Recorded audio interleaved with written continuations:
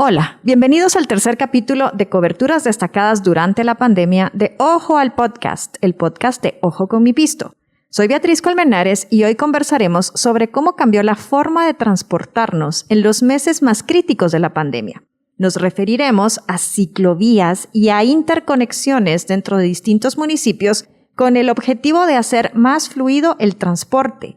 También a proyectos como el aerómetro, el tren y el Metroriel. Están conmigo Claudia Palma, integrante de Ojo con mi Pisto desde marzo de 2020, e Isaías Morales, reportero de Ojo con mi Pisto desde enero 2017. Y en primera instancia hablaremos sobre las ciclovías. Escuchamos la voz de un experto, Rudy Herrera, quien es economista con maestría en políticas públicas, quien se confiesa fiel creyente en la movilidad activa para los viajes cortos y nos dice por qué son una buena opción para este país. Las ciclovías son potencialmente beneficiosas para un país como Guatemala, en niveles individuales como colectivos y también en varios temas, específicamente en temas de economía, ambiente y salud. En términos de economía, vemos que el mantenimiento, la compra y el uso de las bicicletas son más reducidos que el gasto privado dedicado a la compra, mantenimiento y uso de vehículos motorizados. Entonces aquí veríamos que las familias se verían beneficiadas y tendrían más dinero disponible para utilizarlo en otras industrias o en otros consumos y, más importante, en inversión, en temas como educación y en salud. Entonces, una familia que utiliza la bicicleta como medio de transporte para sus viajes cortos podría ver ese beneficio de manera inmediata. También quedándonos en el tema económico, en términos de gasto público, mantener una ciclovía como parte de la infraestructura vial, el costo es más reducido comparado con mantener las calles donde pasan transportes que utilizan combustible y que son de mayor peso. Se desgastan mucho más lentamente las ciclovías y también utilizan un espacio más reducido de las calles, por lo que representan un menor costo y una inversión con mayores beneficios. Y esto reactiva una economía de una manera más rápida. Entonces vemos el beneficio económico directamente asociado con el gasto público y gasto privado.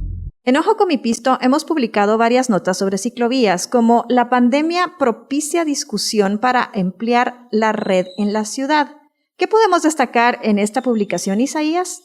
En esta publicación lo que nosotros contamos fue cómo el aspecto de las restricciones, el hecho de no contar con las vías del Transmetro, propició que entre urbanistas y también concejales en la Municipalidad de Guatemala se promoviera más esta discusión sobre cómo aprovechar las vías ya existentes, por ejemplo, la vía del Transmetro, los espacios, los proyectos que ya tenía la Municipalidad de Guatemala en marcha, y que incluso también una de las concejales, la concejal segunda, dio a conocer que también se estaban trabajando en ampliar más las rutas que ya se tenían actualmente en distintas zonas, que no solo como las zonas que son más propicias para este tipo de transporte alternativo, sino también para más lugares.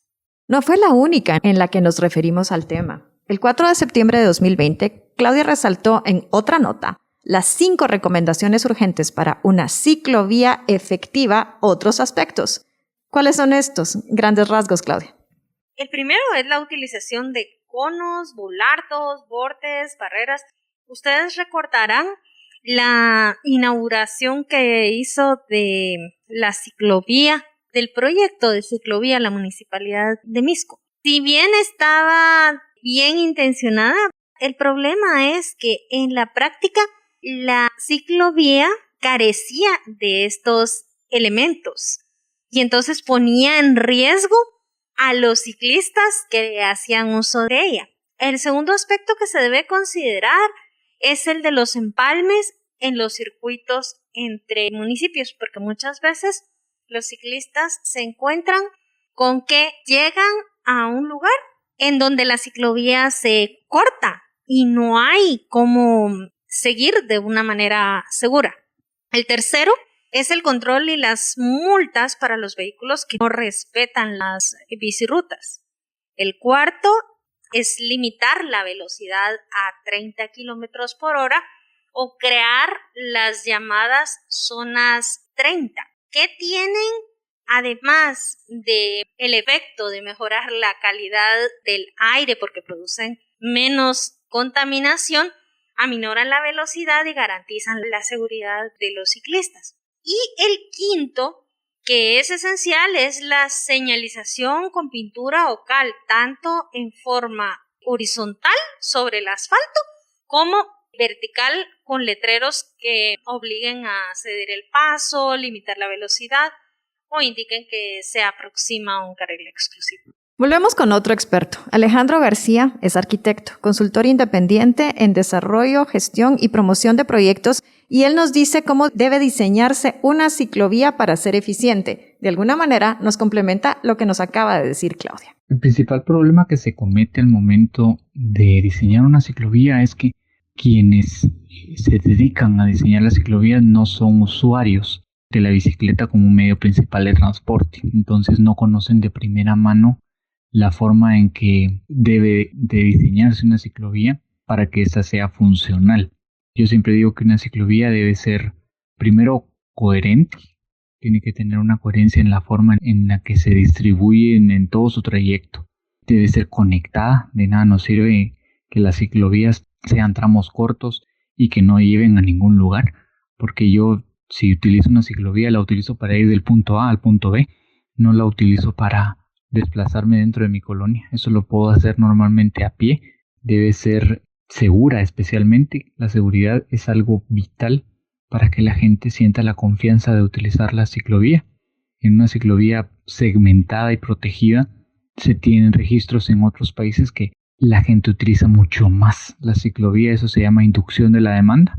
Si hay infraestructura de alta calidad, la gente la utiliza. En Ir de Salcajá a Quetzaltenango en bicicleta para la nueva normalidad, publicada en ojoconmipisto.com el 6 de julio de 2020, Claudia nos habla de uno de los primeros intentos que se hicieron en Guatemala para unir por medio de un circuito a 2 municipios del país.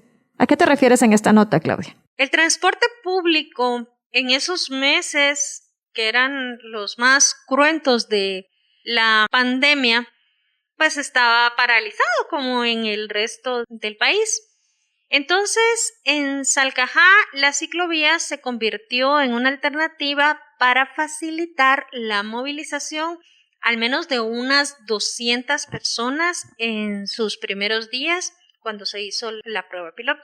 La idea fue conectar los parques de Salcajá y el central de Quetzaltenango, con la particularidad que esta ciclovía atraviesa la CA1. O sea, es un recorrido de 8 kilómetros que va por una carretera nacional. Esto requirió de gestionar los permisos correspondientes a la Dirección de Caminos del Ministerio de Comunicaciones. ¿Y esta ciclovía sigue funcionando a la fecha, Claudia? ¿Tienen la idea de expandirla? Sí, siguieron haciendo pruebas. Y la idea de la ciclovía de Salcajá es parte de una propuesta más grande que se llama Ciclovías del Valle de Xela, que pretende conectar otros municipios cercanos como Lintepeque, La Esperanza y Cantel. Pues bien, este ha sido el tercer episodio de esta serie de 5 de Ojo al Podcast, de coberturas destacadas durante la pandemia. En el próximo nos enfocaremos en otros aspectos vinculados con la manera en cómo nos trasladamos de un lugar a otro. Hablamos de proyectos que se discutieron o se pusieron en marcha en medio de la crisis sanitaria generada por el coronavirus.